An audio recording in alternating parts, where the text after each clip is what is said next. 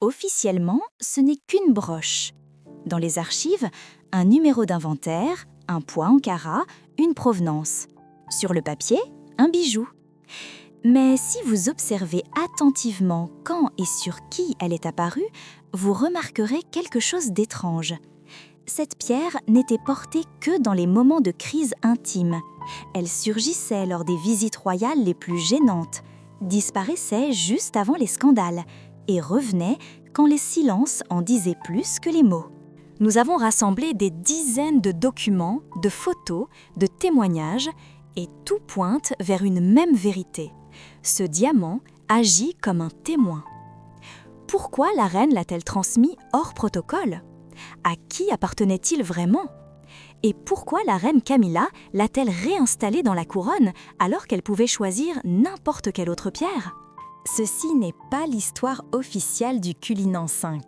C'est une enquête sur les raisons pour lesquelles ce bijou n'aurait jamais dû survivre jusqu'à aujourd'hui. Les dernières images ne parlent pas d'un diamant, elles parlent d'une personne qui n'a plus jamais été la même après l'avoir porté. Sous la surface de la Terre, enfouie dans les couches anciennes du sol sud-africain, là où des tonnes de roches dormaient depuis des siècles, un simple coup de pioche en janvier 1905 changea le cours de l'histoire. Dans la mine premier numéro 2, près de la petite ville de Cullinan, des mineurs tombèrent sur ce qu'ils prirent à bord pour un morceau de verre. Mais très vite, ils comprirent, ce n'était pas du verre, c'était le plus gros diamant jamais découvert.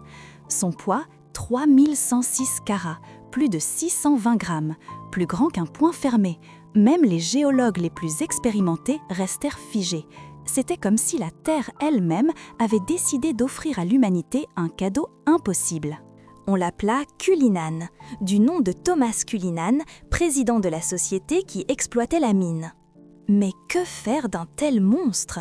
En 1905, la technologie de taille n'offrait aucune garantie de succès pour une pierre de cette taille et complexité. Et même si le diamant fit sensation à Londres, les mois passèrent, puis les années, sans qu'aucun acquéreur n'ose se manifester. La peur était simple. Un faux mouvement et le plus grand trésor du monde partirait en poussière. Ce n'est qu'en 1907 que le Cullinan trouva un nouveau destin. Pas lors d'une vente aux enchères, pas par une transaction privée, mais comme un geste politique. Le gouvernement de la colonie britannique du Transvaal décida d'en faire don au roi Édouard VII. Un acte de loyauté diplomatique, mais aussi de prestige symbolique. Aucun monarque sur Terre ne possédait une pareille merveille. Le cadeau fit les gros titres de toute la presse britannique. Un nom s'imposa partout, Cullinan. À la cour, une autre question émergea. Qui serait capable de tailler cette pierre sans la détruire ? Le Cullinan n'était pas seulement énorme, il était fragile, traversé de tensions internes, de fissures invisibles. Il fallait bien plus que de la technique, il fallait du courage, du génie et une précision absolue. Finalement, tous les regards se tournèrent vers les frères Ascher, à Amsterdam, maîtres tailleurs légendaires dont les œuvres ornaient déjà les joyaux de plusieurs cours européennes. Mais même eux ne répondirent pas immédiatement. Ils passèrent des mois à étudier la pierre, à analyser chaque fracture, chaque ligne de tension. Ils firent des modèles, des calculs. Ils attendirent le seul et unique angle parfait. En avril 1908, le moment arriva.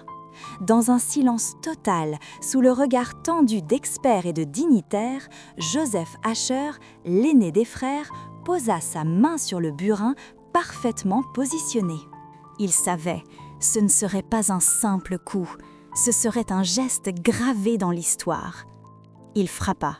Un craquement sec, net, résonna dans la pièce. Le diamant se fendit, parfaitement, exactement comme prévu. La légende raconte que Joseph Ascher s'évanouit sur le coup, terrassé par la tension accumulée. De ce diamant brut naquirent 9 pierres principales, baptisées Cullinan I à Cullinan IX, ainsi que des dizaines de fragments plus petits. Les 2 plus grandes, Cullinan I, la grande étoile d'Afrique, et Cullinan II, furent immédiatement envoyées à Londres. L'une fut montée sur le sceptre royal, l'autre dans la couronne impériale d'État. Les autres restèrent quelque temps à Amsterdam, en guise de paiement symbolique pour le génie des Achères.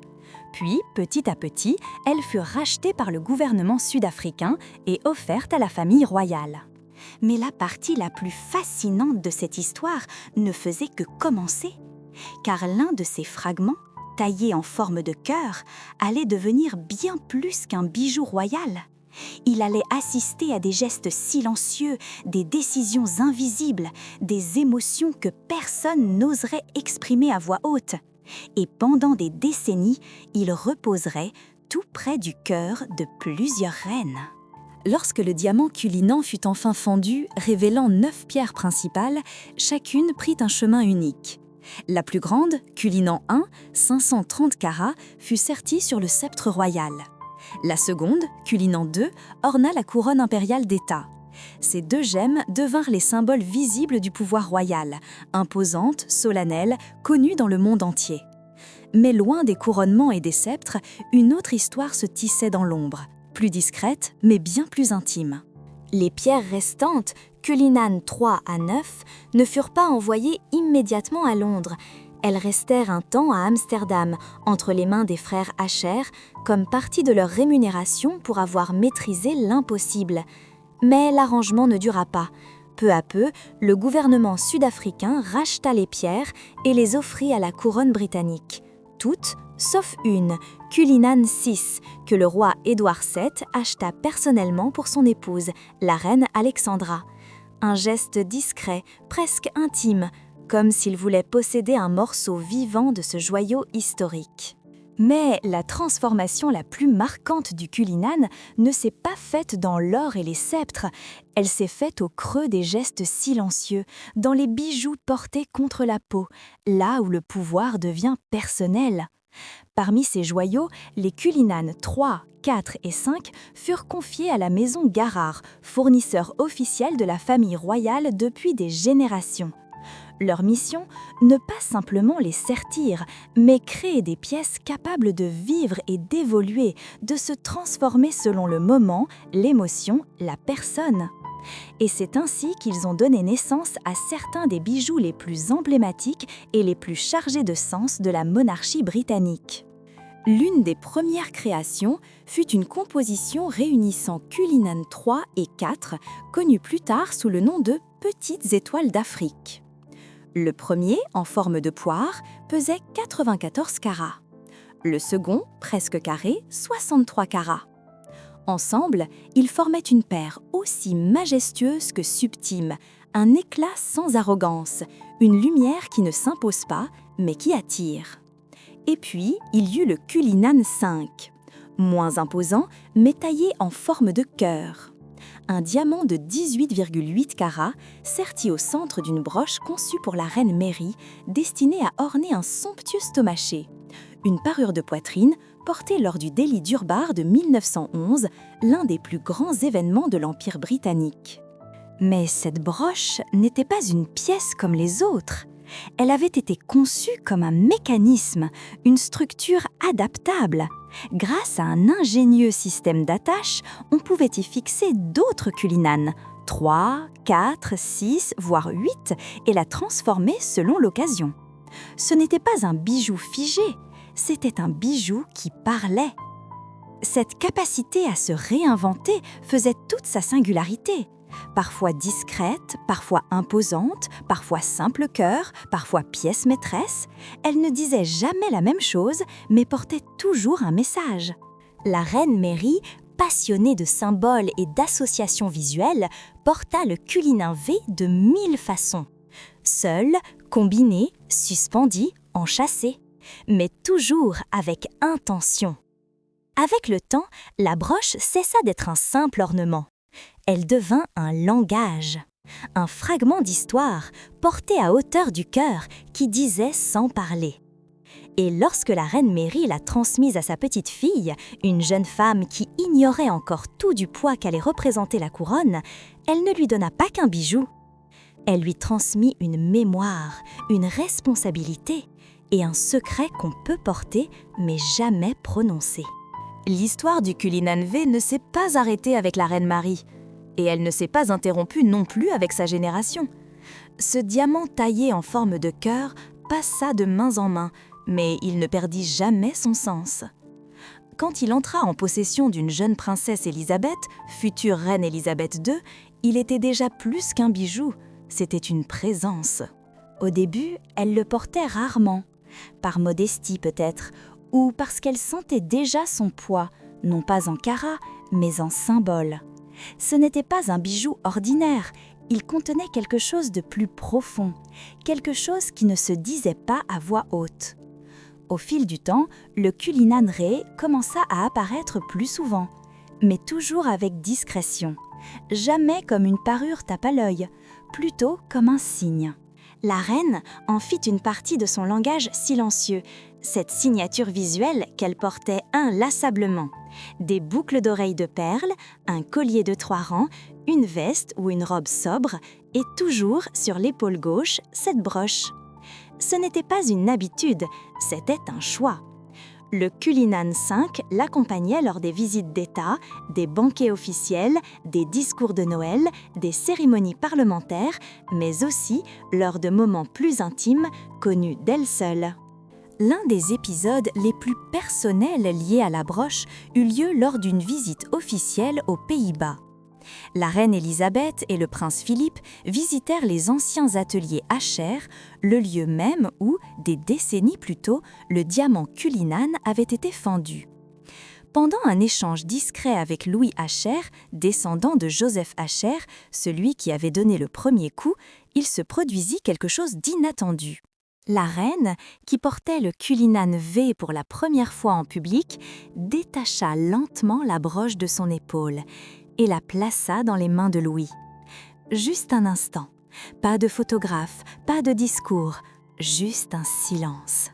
Celui de 2 personnes qui comprenaient ce que cela signifiait de tenir ce diamant entre ses doigts.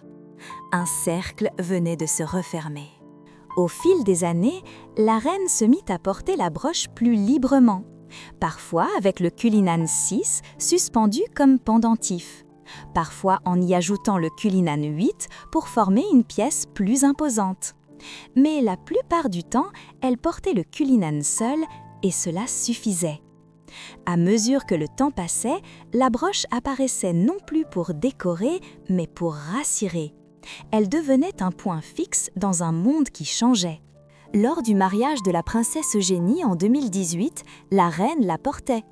Puis à nouveau en 2019, lors de l'ouverture du Parlement, un moment de grande incertitude politique.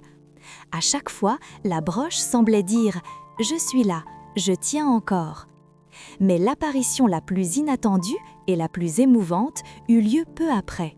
Pendant les festivités du Jubilé de platine, des millions de spectateurs virent la reine prendre le thé avec l'ours Paddington. Un moment tendre, drôle, presque enfantin.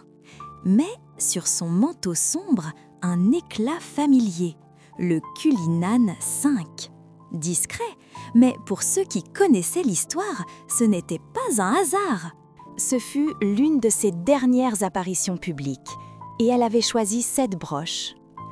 Pas de discours d'adieu, pas de message, seulement ce cœur porté au plus près du sien, un adieu sans mots. Dans les mois qui suivirent, la broche disparut des regards, mais pas de la mémoire, car désormais elle n'avait plus besoin d'être expliquée, elle était devenue un fragment de lumière inscrit dans l'histoire. Au fil des années, chaque apparition du Cullinan V racontait quelque chose de nouveau. Il ne s'agissait plus d'un diamant extrait des entrailles de la terre, ni d'un chef-d'œuvre de taille. Il était devenu un langage en soi, un langage royal fait de gestes, de silence et de mémoire.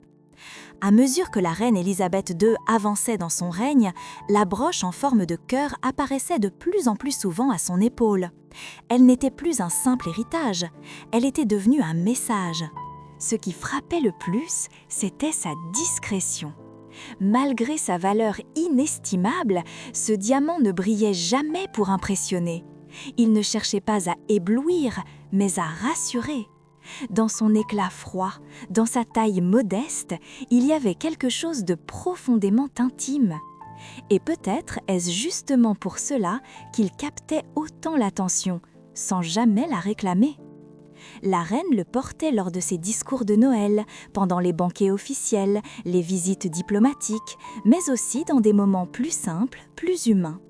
Et toujours sans explication, parce qu'il n'y avait rien à dire, sa seule présence suffisait. Parmi toutes ces apparitions, l'une des plus marquantes fut le mariage de la princesse Eugénie en 2018. La reine était là, silencieuse, droite, familière, et sur son épaule, le Cullinan V. Pour certains, une simple broche.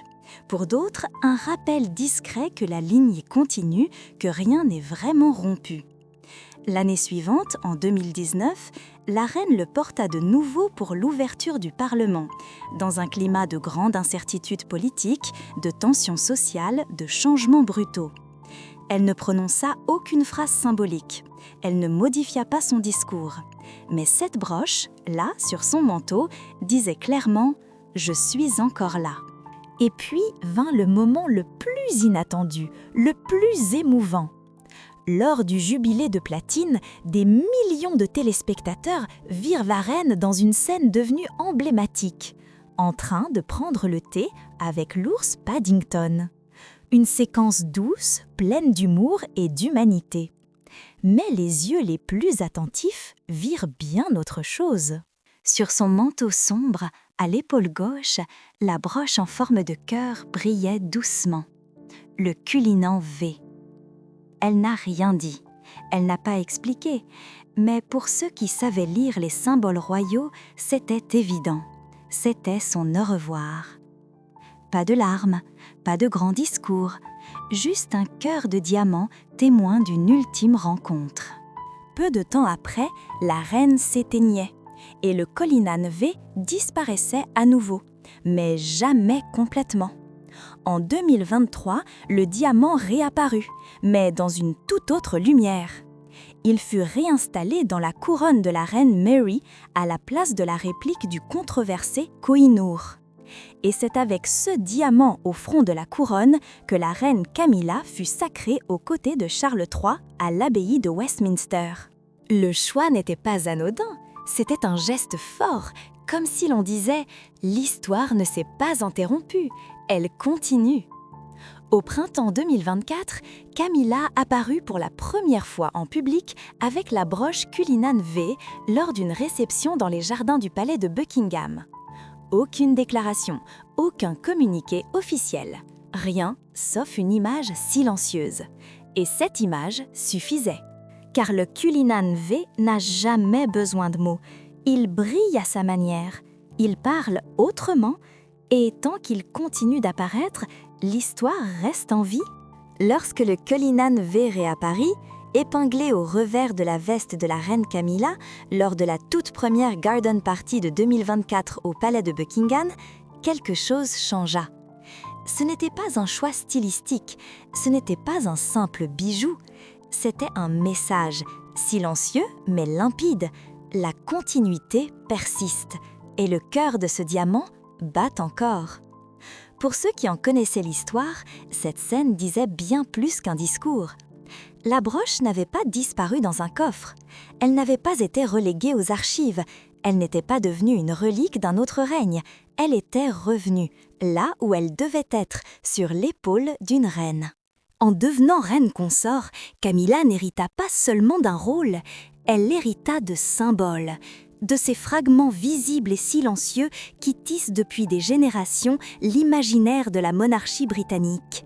Et parmi eux, le Cullinan V porte l'un des héritages les plus personnels, les plus chargés d'âme.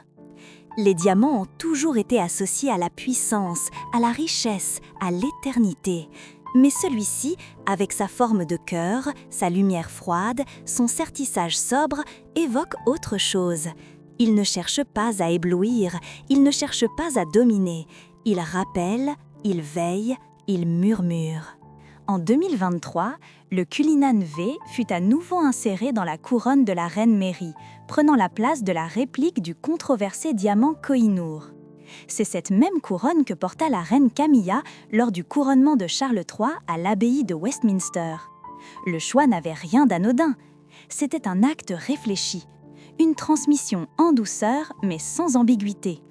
Puis, au printemps 2024, Camilla apparut avec la broche Cullinan V lors d'un événement public. Pas de communiqué, pas d'annonce solennelle, juste une image, simple, élégante. Et cette image suffisait, car le Cullinan V n'a plus besoin d'être présenté. Sa seule présence parle pour lui.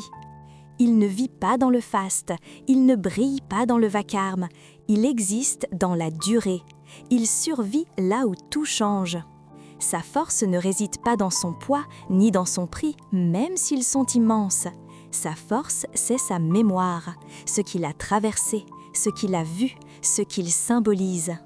Il a survécu aux guerres, aux abdications, aux bouleversements politiques, aux douleurs privées. Et il n'a jamais perdu son sens. Parce que le Cullinan V n'est pas qu'un bijou.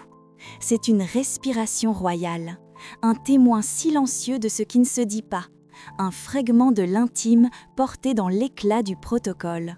Et chaque fois qu'il réapparaît, sous forme de broche ou de couronne, il ne raconte pas une histoire de pierres précieuses, il parle de celles qui l'ont porté, de ce qu'elles ont eu et de ce qu'elles ont transmis.